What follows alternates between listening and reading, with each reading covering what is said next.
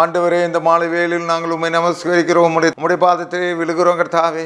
ஆண்டவரே கர்த்தாவே, யாக்கோபே அவருடைய எல்லா உபத்திலிருந்து நீங்களாக்கி அவருடைய அந்திம காலங்களை ஆசீர்வதித்து கொடுத்த தேவனே, தாவீதை அவருடைய எல்லா உபத்திலிருந்து நீங்களாக்கி விடுவித்து ஆண்டவரை ஆசீர்வதித்த தகப்பனே, இந்த மாலை வேளையில் ஆண்டவரே, இந்த அடிக்கிற வெயிலை காட்டிலும் ஆண்டவரே, எங்கள் தலைக்குள்ளாக இருக்கிற பிரச்சனை பெரிதாண்டவர், இந்த வெயிலை தனிப்பீராக ஆண்டவர், தலைக்குள்ளாக இருக்கிற வெயிலை தனிப்பீராக, கடனுங்கிற வெயிலை தனிப்பீராக ஆண்டவரை ஆண்டவரை ஏமாற்றப்பட்டிருக்கிற இந்த வெயிலை தனிப்பீராக, உம்முடைய கிருபை எங்களை சூழ்ந்து கொள்வதாக, ஒவ்வொருத்தரையும் அரவணைத்துக் கொள்வீராக.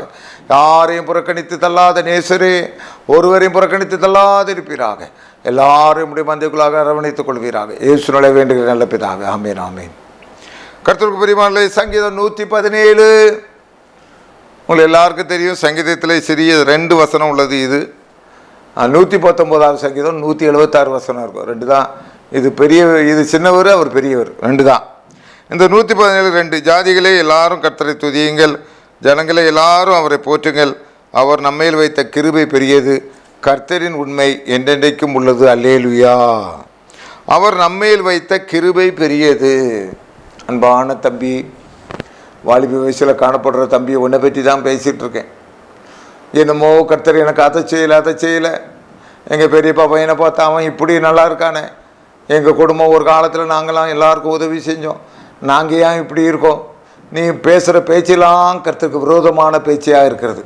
ஆனால் சொல்லப்படும் அவர் நம்மேல் வைத்த கிருபை, இந்த நாளிலும் கிருபை, இந்த நாளிலும் தேவனுடைய கிருபை நாம் நிர்மூலமாகாது இருக்குது. தேவனுடைய கிருபையே புலம்பல் 3 சொல்லப்பட்டிருக்குது.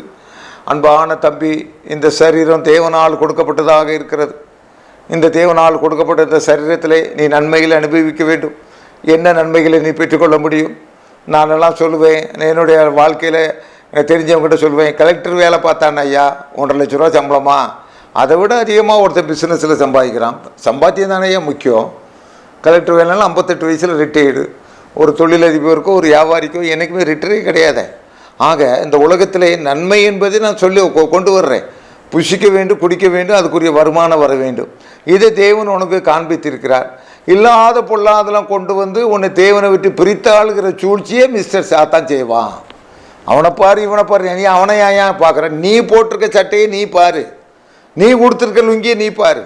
நான்லாம் என்றைக்குமே அடுத்தவனுக்காக லுங்கியும் கொடுக்க மாட்டேன், சஃபாரியும் போட மாட்டேன். எனக்கு தேவைன்னா தான் நான் அதைத்தான் செய்வேன். சஃபாரி போட்டு பேசிகிட்டு இருப்பேன், 4 நிலை அடுத்த 1/2 மணி நேரத்தில் லுங்கி கொடுத்து ஏமாட்டு போயிட்டுருப்பேன். உனக்காக நீ வாழு. உனக்கு கர்த்தர் என்ன செஞ்சுருக்காரு? இந்த 65 வயசில் நின்றுட்டு இருக்கேன். கர்த்தருடைய பெரிய கிருபை, இதோட வேறு என்னையா கிருபை வேணும்? நேற்று நான் செத்துருந்தேன்னா நேற்று பொலிச்சூரில் கொண்டு போட்டு அடக்காராதனை முடிஞ்சிருக்கோம் ஐயா. ஆனால் இன்றைக்கி இருக்கிறேன்ல, இது பெரிய கிருபை.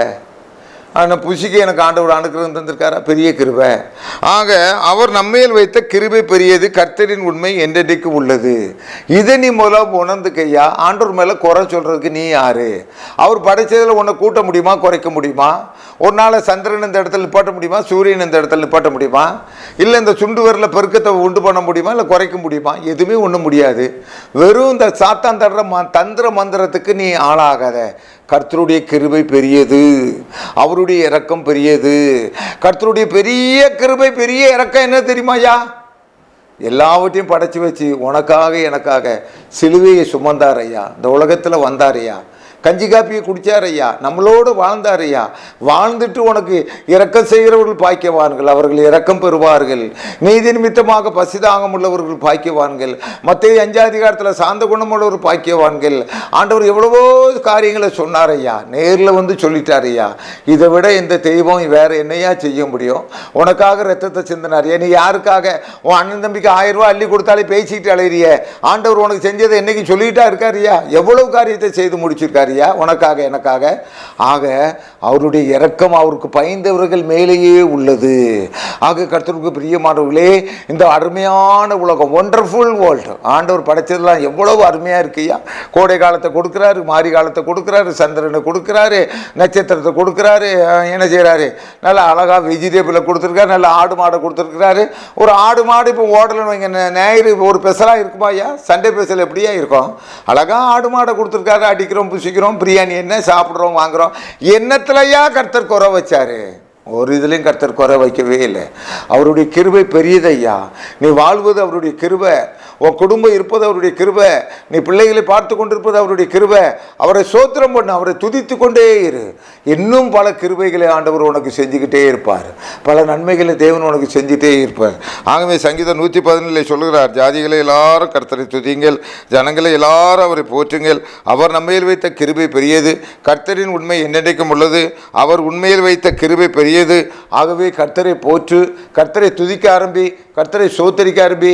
இன்னும் சீர்படாத காரியங்களை கர்த்தர் சீர்படுத்தி தருவார், இன்னும் பல காரியங்களை உனக்கு செய்து தருவார். இந்த கர்த்தர் மேலேயே நம்பிக்கையாயிரு, அவர் மேலே குறை சொல்லவே சொல்லாத. ஜெபம் செய்வோம். ஆண்டவரே, நீர் எங்கள் மேல் வைத்த கிருபை பெரியதாண்டவரே, இரக்கம் பெரியதாண்டவரே. இந்த நிமிஷம் வரை, இந்த வினாடி வரை எங்களை பாதுகாத்தீரே, உமக்கு நன்றி ஆண்டவரே. இந்த வினாடி வரை ஆண்டவரை இருக்க இடம் கொடுத்தீரே, நன்றி ஆண்டவரே. கர்த்தா, உன்னை ஆகாரம் கொடுத்தீரே, நன்றி. குடிக்க தண்ணீர் கொடுத்தீரே, உமக்கு நன்றி. போர்த்து கொள்கிற ஆடைகளை கொடுத்தீரே, உமக்கு நன்றி ஆண்டவரே. எல்லாவற்றுக்கும் மேலாக ரட்சிப்புங்கிற போர்வையை கொடுத்தீரே, உமக்கு நன்றி. இந்த ரட்சிப்புங்கிற போர்வை கிடைக்காத ஆண்டவரே, என்னுடைய ஜனங்களுக்காக மன்றாடுகிறேன். எல்லாரையும் ரட்சிப்பீராக, நம்முடைய நித்திய ராஜ்யத்துக்குள் சேர்த்துக் கொள்வீராக. இயேசுவின் மூலமே வேண்டுகிற நல்ல பிதாவே, ஆமென்.